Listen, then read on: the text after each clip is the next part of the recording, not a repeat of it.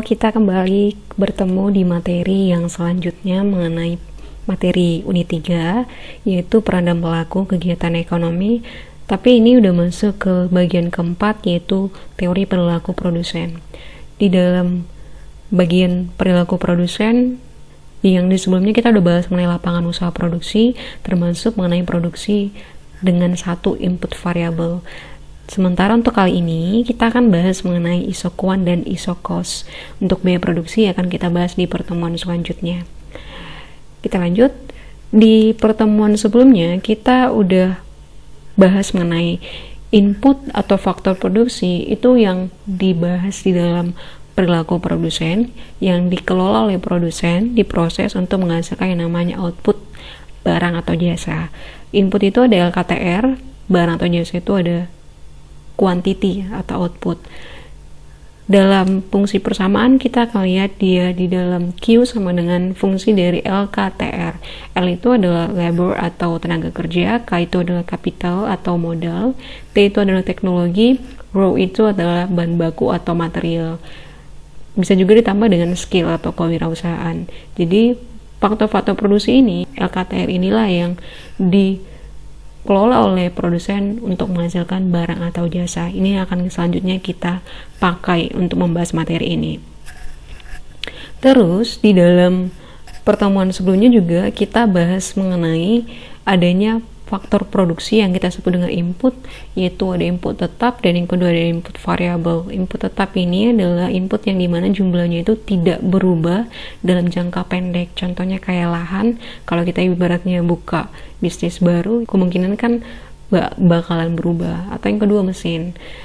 Yang kedua adalah input variabel, jumlahnya dapat berubah dalam jangka pendek, bergantung kepada jumlah produksi.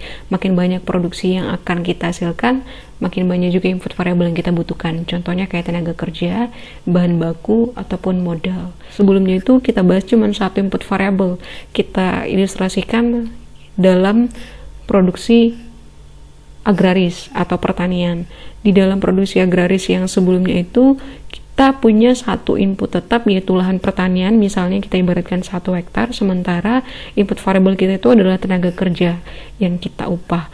Kita menambahkan tenaga kerja 2, 4, 6, 8, 10, dan 12 ke dalam satu lahan pertanian. Nah, mengakibatkan total produksi kita itu yang kurva warna biru ini pada awalnya meningkat hingga di titik tenaga kerja yang ke-12. Itu adalah total produksi yang paling maksimal, di mana tambahan produksi yang kita hasilkan pada awalnya meningkat sampai tenaga kerja yang ke-4.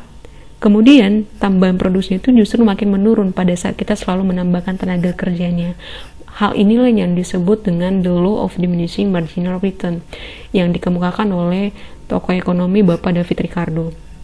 Lalu, the law of diminishing marginal return ini kalau kita lebih bicarakan spesifik, kita ulang lagi, merupakan suatu hukum di mana ketika input produksi variabel ditambahkan secara terus-menerus, maka tingkat produksi akan meningkat hingga titik tertentu, yaitu di titik total produksi maksimal dengan tambahan produksi yang semakin menurun atau berkurang. Nah, di pertemuan saat ini yang kita bahas adalah produksi dengan 2 input variabel. Asumsinya, pertama variabel yang kita gunakan adalah tenaga kerja, dan variabel yang kedua yang kita gunakan adalah modal atau kapital. Ilustrasi yang kita pakai untuk kali ini mirip dengan ilustrasi di teori perilaku konsumen. Begitu juga dengan konsep yang kita pakai. Di dalam teori perilaku konsumen kita mengenal adanya budget line dan indifference curve. Di dalam teori perilaku produsen, kalau kita udah paham konsumennya itu, maka kita akan mudah untuk memahaminya di dalam teori perilaku produsen. Kalau di budget line itu untuk konsumen, di produsen namanya iso cost. Di konsumen namanya indifference curve, maka nanti di sini akan kita bahas mengenai iso kuan. Jadi iso cost, iso kuan itu di dalam teori perilaku produsen yang akan kita bahas kali ini. Sementara budget line dan indifference curve itu ada di teori perilaku konsumen. Apakah itu iso cost? Iso cost itu merupakan kurva yang menggambarkan berbagai kombinasi 2 faktor produksi, yaitu dalam hal ini adalah variabel pertama dan kedua dengan anggaran yang sama. Anggaran yang sama bagi produsen namanya iso cost. Contohnya adalah pada saat kita ngomongin produksi bakso. Di teori perilaku konsumen, kita yang mengkonsumsi baksonya. Sementara di teori perilaku produsen, kita ngomongin kita yang memproduksi baksonya dari sisi produsen. Kita punya anggaran sebanyak 10 juta. Di mana untuk memproduksi bakso ini dibutuhkan modal 2 juta. Upah tenaga kerja itu 1 juta. Jadi dari data ini kita akan buat namanya tabel alternatif kombinasi produksi bakso ini sendiri.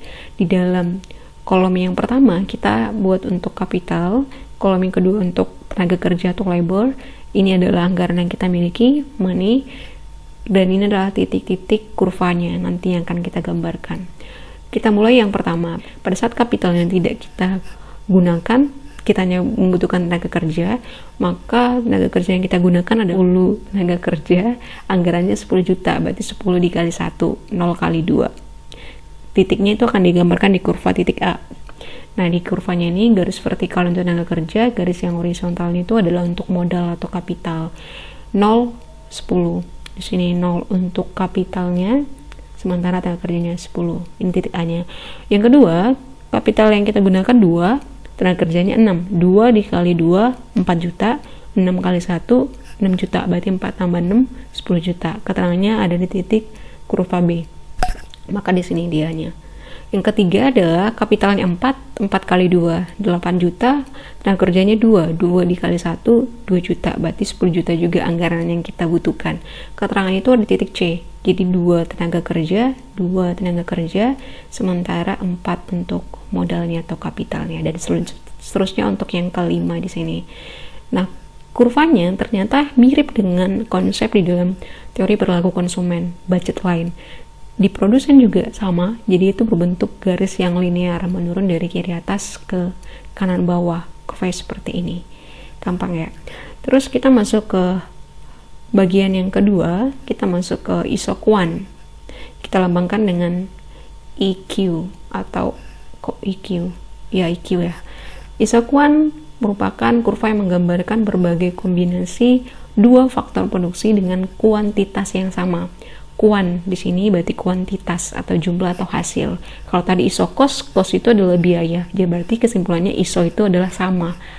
Biaya atau anggaran yang sama iso cost, kuantitas yang sama iso kuan. Gampang untuk mengingatnya ya. Untuk asumsi contohnya masih sama, produksi bakso, cuman kita nggak ngomongin anggaran di kuantitas ini. Dengan modal dan tenaga kerja yang ada, kita bakalan menghasilkan kuantitas bakso yang sama.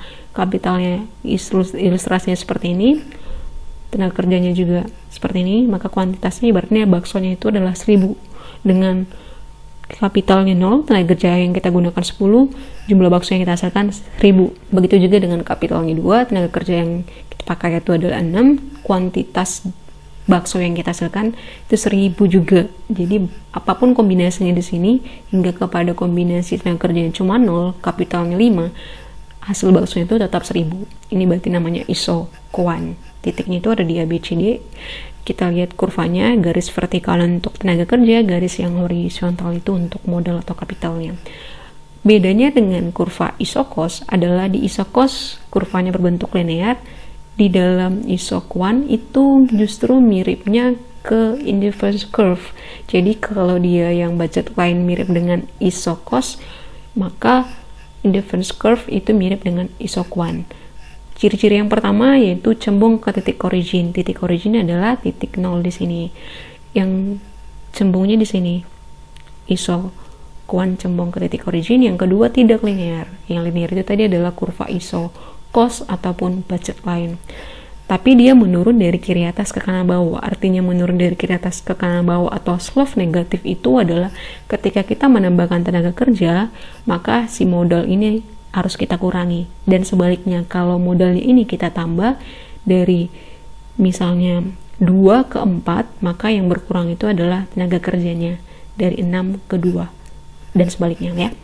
Yang ketiga, tidak saling berpotongan. Dan yang keempat adalah iso quant di sebelah kanan atas akan lebih tinggi tingkat outputnya atau barang dan jasa yang dihasilkan ketimbang yang di kiri bawah. Kita lihat gambarannya. Misalnya ini iso quant yang kedua. dibandingkan di sekuan yang pertama, berarti dia lebih tinggi outputnya. Artinya jumlah barang yang diproduksi, bakso yang diproduksi di sekuan kedua itu lebih banyak dibanding sekuan yang pertama. Begitu juga dengan di sekuan ketiga. Jadi makin ke atas itu makin tinggi outputnya. Bisa ya, gampang. Nah, bagaimana misalnya kalau kita punya anggaran yang lebih banyak? Tadi anggaran kita punya itu adalah 10 juta. Bagaimana kalau anggarannya berubah? Mungkin bertambah, mungkin berkurang. Apa yang terjadi? Bila anggaran produsen bertambah dengan asumsi harga faktor produksi tidak berubah, berarti harga modal ataupun harganya di sini tenaga kerja, upahnya itu nggak berubah, maka kurva iso cost itu bakalan bergeser. Karena kita ngomongin anggaran, maka yang kita bicarakan di kurva itu nanti adalah mengenai iso cost. Dia akan geser ke kanan dan sebaliknya. Bagaimana bentuk kurvanya? Seperti ini. Anggaran diasumsikan meningkat, maka yang namanya anggaran dari 10 juta misalnya ibaratnya meningkat menjadi 20 juta, berarti makin banyak dong tenaga kerja yang bisa kita pekerjakan. Di sini IC yang pertama di gambarannya, yang awalnya produksi yang kita hasilkan misalnya tenaga kerja yang kita butuhkan 2, kalau anggarannya meningkat, bakalan meningkat juga ini tenaga kerja yang kita butuhkan sesuai dengan total produksi yang kita harapkan. Kalau anggaran meningkat, maka iso cost bergeser ke kanan. Bagaimana kalau anggarannya menurun? Anggarannya menurun, maka iso cost ini bakalan bergeser ke kiri.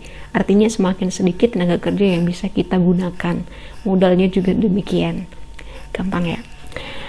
Terus bagaimana kalau justru bukan anggaran yang berubah, tapi harga salah satu faktor produksinya yang berubah? Misalnya upah tenaga kerja yang meningkat, atau tingkat suku bunga pinjamannya itu justru yang meningkat atau menurun. Jadi kalau harga salah satu faktor produksinya berubah, dalam hal ini naik, sedangkan anggarannya tetap, maka kurva iso cost itu akan berotasi ke dalam atau ke kiri dan sebaliknya. Kita lihat kurvanya. Bedanya dengan garis anggaran kalau dia bergeser adalah terbentuk 2 garis kurva, 2 line. Sementara kalau dia di sini berotasi, ketika harga salah satu faktor produksinya berubah, maka di sini nanti dia akan melewati satu sumbu, itu artinya berotasi. Di sini contohnya adalah suku bunga untuk pinjaman terhadap modal itu meningkat. Berarti karena suku bunganya meningkat, maka pinjaman yang bisa kita gunakan itu makin sedikit. Karena dia makin sedikit, dalam hal ini ngomongin modal, dia akan bergeser ke kiri. Produksi kita juga akan berkurang begitu. Suku bunga naik, modal yang bisa kita pinjam itu berkurang. Jadi dia kalau garis bilangan kan makin ke kiri makin berkurang. Bagaimana kalau suku bunganya justru turun? Berarti makin mudah dong kita minjam, makin banyak jumlah pinjaman yang kita peroleh, maka dia akan berotasi ke kanan. Titik sumbunya di sini, maka dia akan berotasi ke kanan atau keluar sumbu modal, tergantung kepada siapa yang berubah. Kalau misalnya nanti upahnya yang berubah, upah tenaga kerjanya yang meningkat, berarti kan dia berotasi ke kiri, tapi ke kirinya ke sumbu tenaga kerja. Kalau misalnya upahnya justru makin berkurang atau makin turun UMR-nya misalnya, maka nanti dia bakalan berotasi ke kanan, karena makin banyak tenaga kerja yang kita gunakan, dia berotasi ke kanan atau keluar sumbu tenaga kerja, tergantung kepada faktor produksinya yang mana yang berubah. Terus bagaimana kalau harga kedua faktor produksinya yang berubah, sama-sama naik atau sama-sama turun? Kalau sama-sama naik, berarti dia akan bergeser ke kiri. Sebaliknya, kalau sama-sama turun, dia bergeser ke kanan. Oke, lanjutannya adalah kepuasan maksimum produsen. Kapan sih terjadi? Ketika kita ngomongin maksimumnya konsumen sampai pada saat budget lain bersinggungan dengan difference curve. Kalau produsen, karena kita ngomongin iso cost dan iso quan, maka dia akan tercapai kepuasan maksimumnya atau keseimbangan produsen pada saat kurva iso cost bersinggungan dengan kurva iso quan, tidak berpotongan. Kurvanya seperti ini. Jadi ini iso cost, ini iso quan, mereka bersinggungan. Artinya kita bisa memproduksi secara maksimal dengan anggaran yang kita miliki. Itu inti atau poinnya di kepuasan maksimum ini. Oke, ini adalah bonusnya yang harus kamu analisis. Terus beginilah pertemuan untuk hari ini. Terima kasih atas perhatiannya.